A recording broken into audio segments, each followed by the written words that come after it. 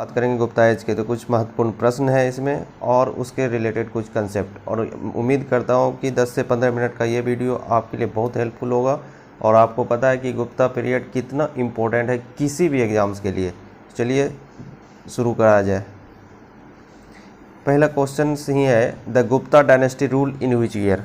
तो गुप्ता डायनेस्टी, देखिए क्वेश्चन आने वाले जो स्लाइड्स हैं उसमें दोनों में है, हिंदी और इंग्लिश दोनों में। मैं बोलूँगा हिंदी में ही, तो आपको घबराने की ज़रूरत नहीं है। आप मेरे साथ चलते जाइए और एक एक चीज़ इसमें करते जाइए। The Gupta dynasty rule in which year, किस ईयर में? ऑप्शन देख लीजिए, 275 से 550 AD, है ना। ईसा पूर्व क्या होता है BC, और ईसा के आरंभ के बाद क्या हो जाता है AD हो जाता है। फिर 319 से 326, 326 से 375, 376 से 415।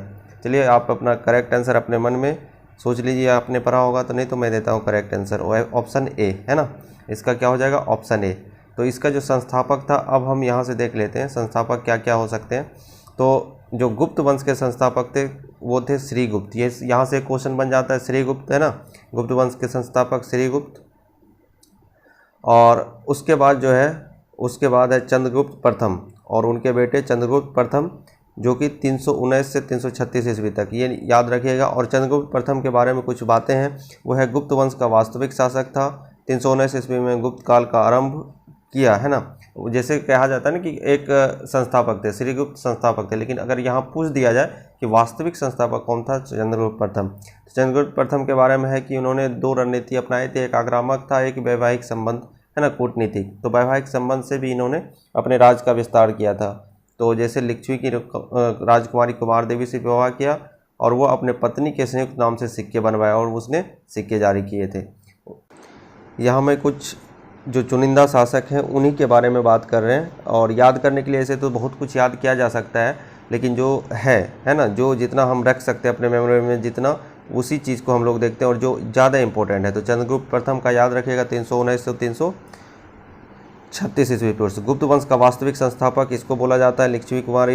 लिच्छवी के राजकुमारी कुमार देवी से इन्होंने विवाह किया था। उसके बाद उनके पुत्र हम बात करते हैं समुद्रगुप्त, 336 से 375। समुद्रगुप्त क्या है? प्रतापी शासक थे, भारत का नेपोलियन इन्हें कहा गया, अनुकंपन, है ना, ये सब याद रखिएगा। इलाहाबाद में अभिलेख स्तंभ, है ना, ये भी याद रखिएगा, आगे हम चर्चा करेंगे इसके बारे में।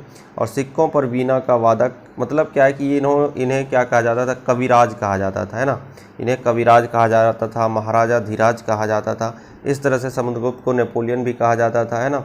तो बहुत सारे बात हैं उसमें। फिर उसके बाद आए, उनका सक्सेसर आया चंद्रगुप्त द्वितीय। चंद्रगुप्त द्वितीय ने किसकी उपाधि ली? विक्रमादित्य, यही होता है।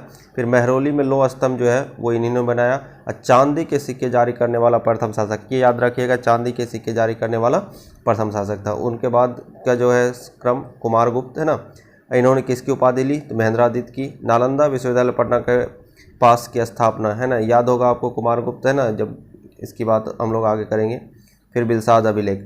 स्कंदगुप्त है, स्कंदगुप्त जो है, यहाँ पे एक चीज़ याद रखिएगा, हुनों का आक्रमण, और दूसरा है सुदर्शन झील का जीर्णोद्धार। तो ये मोटा मोटी, मैंने तो आज क्वेश्चंस के लिए ये थ्योरी तो करना नहीं है, तो ये मोटा मोटी आप याद रखिएगा, इतना याद रखिएगा, तब भी आपसे गुप्त वंश के बहुत सारे क्वेश्चंस बन जाएंगे। चलिए नेक्स्ट क्वेश्चन देखते हैं।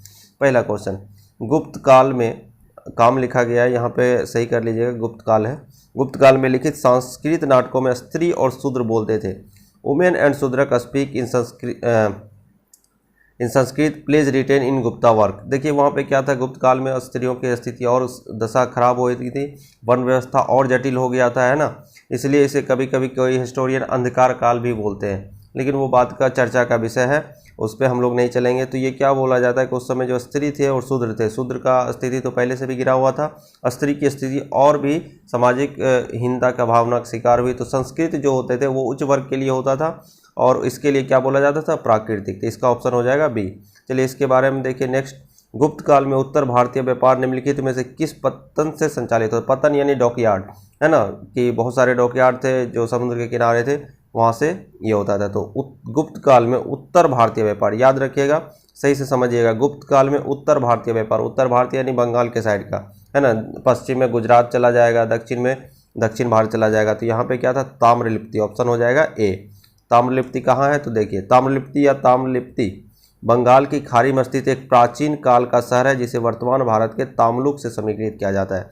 तो बस इतना याद रखिएगा कि ये जो है ताम्रलिप्ति से होता था गुप्त काल में व्यापार, कहाँ से, उत्तर भारत के लिए, और वो कहाँ है अभी, बंगाल में है। ठीक है, नेक्स्ट, गुप्त शासकों द्वारा जारी किए गए चांदी सिक्के कहलाते थे। गुप्त शासक ने जो चांदी के सिक्के का जारी किए थे वो क्या कहलाते थे, याद देखिए, ऑप्शन देखिए, रूपक, कासरपन, दिनार और पन। तो इसका ऑप्शन हो जाएगा, करेक्ट ऑप्शन हो जाएगा ऑप्शन डी, दिन, पन, है ना। प्राचीन भारत का प्रसिद्ध शासक कौन था जिसने अपने जीवन के अंतिम दिनों में जैन धर्म को अपना लिया था। बहुत ही इंपॉर्टेंट क्वेश्चन है कि कौन सा ऐसा शासक था जिन्होंने अपने अंतिम दिनों में जैन धर्म को अपना लिया था। तो इसमें से जब देखिएगा तो ये आ जाएगा चंद्रगुप्त। हालांकि ये गुप्ता वंश के नहीं थे, वो तो मौर्य वंश के थे, चंद्रगुप्त मौर्य, है ना। तो यहाँ पे क्वेश्चंस आ गया है तो इस पर डिस्कस कर लिया जाए कि चंद्रगुप्त ये इस गुप्त वंश के नहीं है, वो चंद्रगुप्त मौर्य हैं, है ना।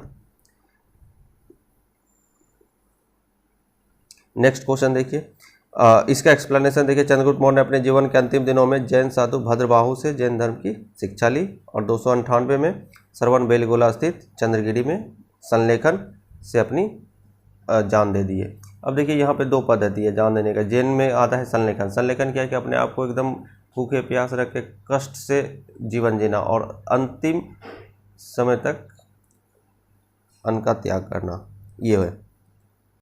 तो बोला जाएगा चंद्रगुप्त मौर्य ने किस विधि से अपना त्याग किया था, तो संलेखन विधि से। संलेखन विधि क्या है, भूखे प्यास रह के अपना ध्यान में और ऐसे ही रहना, यही है। और जैन धर्म में इसी को बोला जाता है। कहाँ पे इन्होंने दिया था, श्रवणबेलगोला, कहाँ है, दक्षिण में। कब, 298 में। तो किससे शिक्षा लिए थे, जैन साधु भद्रबाहु से। बहुत सारे क्वेश्चन यहाँ से निकल के आते हैं। क्वेश्चन नंबर 5 देखिए, भारत का नेपोलियन किसे कहा जाता है। ये तो एकदम आसान सा क्वेश्चन है, सब जानते होंगे। किसको बोला जाता है, समुद्रगुप्त को बोला जाता है ना, समुद्रगुप्त। चलिए नेक्स्ट देखिए, समुद्रगुप्त की वीरता तथा युद्ध में कुशलता को देखकर इतिहासकार विंसेंट स्मिथ, याद रखिएगा दोस्तों, विंसेंट स्मिथ, ये पूछ जाता है। नेपोलियन तो सब जानते हैं, भारत का नेपोलियन किसे कहा जाता है, समुद्रगुप्त को, लेकिन किसने कहा था, तो विंसेंट स्मिथ ने कहा था। ये प्रयाग पर स्थिति है, यहाँ पे आपको लिखा हुआ है। समुद्रगुप्त है रिनाउंड पोएट हरिसेन, याद रखिएगा। एक चीज़ और, समुद्रगुप्त के पास क्या था, हरिसेना था, और वही उसके प्रयाग पर स्थिति जो कि इलाहाबाद में है ना, इलाहाबाद में, उसको मेंशन किया था। नेक्स्ट इस पे और भी क्वेश्चन है देखिए, परम भागवत उपाधि धारण करने वाला प्रथम गुप्त शासक कौन था। तो जो परम भागवत का जो उपाधि हुआ था वो किसने लिया था, चंद्रगुप्त प्रथम ने, है ना। तो सॉरी, यहाँ पे ये कर लीजिएगा, सुधार कर लीजिएगा, चंद्रगुप्त द्वितीय है ना। तो चंद्रगुप्त द्वितीय 375 से 415 ईस्वी ने परम भागवत की उपाधि धारण की, जिसके काल को स्वर्ण काल भी कहा जाता है। इस काल में कला तथा साहित्य के क्षेत्र में बहुत प्रगति हुई। अब देखिए चंद्रगुप्त द्वितीय कौन थे, समुद्रगुप्त के बाद क्या है, और समुद्रगुप्त के पहले चंद्रगुप्त प्रथम, उससे पहले श्रीगुप्त। यही क्रम याद रखिएगा, क्वेश्चन नहीं छूटेगा। समुद्रगुप्त के प्रयाग पर स्थित वाले स्तंभ, अभी मैंने बताया था, किसका लेख मिलता है। अब यहाँ से ट्रिकी क्वेश्चन हो जाता है, थोड़ा सा फंसाता है बीपीएससी वगैरह ये सब। तो उस पर किसका लेख मिलता है, तो उस पर मुगल बादशाह जो है वो जहांगीर का लेख मिलता है। वो क्या है देखिए, प्रयाग पर स्थिति की रचना में समुद्रगुप्त के सचिव हरिसेन या दरबारी कभी भी बोल सकते हैं, इस लेख की रचना मुख्यतः कौशाम्बी में हुई थी। इस स्तंभ लेख में समुद्रगुप्त के अलावा जहांगीर, रानी, अभिलेख तथा अशोक, ये तीनों के नाम याद रखिएगा, जहांगीर, रानी तथा अशोक। नेक्स्ट क्वेश्चन देखते हैं, क्वेश्चन नंबर 8, दिल्ली के कुव्वत उल इस्लाम मस्जिद के प्रांगण में उन्नत प्रसिद्ध लौह स्तंभ किसकी स्मृति में। याद रखिएगा, दिल्ली आप जब गए, कुव्वत उल इस्लाम किसको बोला जाता है, कुव्वत उल इस्लाम बोला जाता है इस कुतुब मीनार को, है ना, कुतुब मीनार। तो कुतुब मीनार को ही कुव्वत उल इस्लाम मस्जिद, उसी के जस्ट पास में है लौह स्तंभ है, और वो किसकी याद में बनाया गया है, तो वो हम लोग आंसर देख लेते हैं यहाँ पे, है ना। दिल्ली की कुव्वत उल इस्लाम मस्जिद कुतुब मीनार के प्रांगण स्थित लौह स्तंभ का संबंध चंद्र नामक शासन से है, और वो चंद्र क्या है, चंद्रगुप्त द्वितीय थे। याद रखिएगा, जो मेहरौली का लौह स्तंभ, मेहरौली भी बोला जाता है, वो चंद्रगुप्त द्वितीय के। और उस लौह स्तंभ का क्या है खासियत, उसमें ना अभी तक जंग लगा है ना कुछ लगा है। तो जब भी आप दिल्ली जाएंगे तो एक बार आपको बहुत सारा चीज़ देखने को है ना, कुतुब मीनार, लाल किला, फिर ये लौह स्तंभ, ये सब आप एक बार ज़रूर देख लीजिए, विजुलाइज कर लीजिए, मज़ा आएगा। नगरों के क्रमिक पतन किस काल की महत्वपूर्ण विशेषता थी। क्या होता है कि याद कीजिए कि नगर का विकास, जब पाटलिपुत्र नगर का विकास हुआ था खतरनाक तरीके से, मगध का जब शासन चल रहा था, लेकिन उसके बाद मगध के जब चीज़ हटा, चंद्रगुप्त मौर्य का हटा, तो जब गुप्तों का जब ये आया, तो गुप्त काल जो है समुद्रगुप्त तक बहुत अच्छे से चला। उसे नेपोलियन बहुत ही बड़ा साम्राज्य स्थापित किया, लेकिन उसके बाद के उत्तराधिकारी जो थे उतने सशक्त नहीं थे, और भी बहुत सारी बाहरी परिस्थितियाँ हुई थी, बहुत सारे हुनों का आक्रमण वगैरह ये सब भी है। थ्योरी है कि इस वजह से ये हुआ था। तो जो भी हो, उसके बाद क्या हुआ था, पतन का विनाश होने लगा था, ये नगरों का विनाश होने लगा था। तो वो कौन सा काल था, गुप्त काल होता। ठीक है, तो वही है, गुप्त काल में नगरों का बहुत तेज़ी से ह्रास हुआ। गंगा नदी के आसपास के क्षेत्रों में विकसित हुई नगर जैसे बिहार में पाटलिपुत्र, उत्तर प्रदेश में मथुरा आदि नगरों का पतन हो गया, जो गुप्त काल से पूर्व अपनी समृद्धि की पराकाष्ठा पे थी।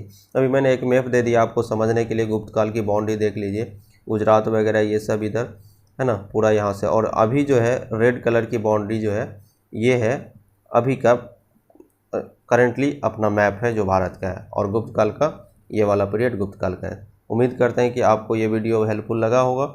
चलिए फिर मिलते हैं फिर ऐसे ही दूसरे टॉपिक के साथ, और आपको कोई सुधार की ज़रूरत होगी तो आप कमेंट ज़रूर कर दीजिएगा, और आपके मार्क्स कितने आए एक बार वो भी कमेंट कर दीजिएगा, ताकि पता चले आप लोग कितना मेहनत करें। चलिए मिलते हैं फिर अगले ही वीडियो में। Thank you.